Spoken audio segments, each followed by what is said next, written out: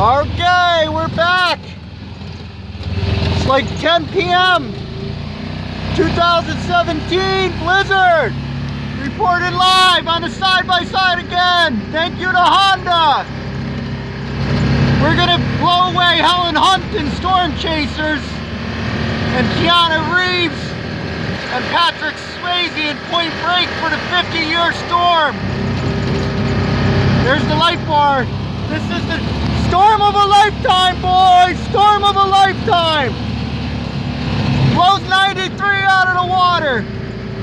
Look, and now we got some drifting issues.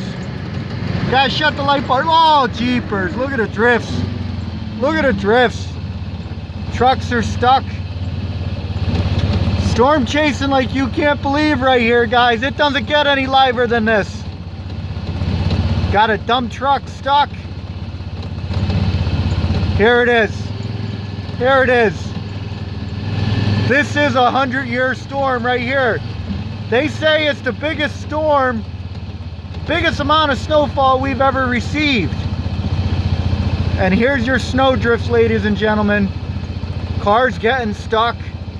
This will be a disaster. This will be a disaster.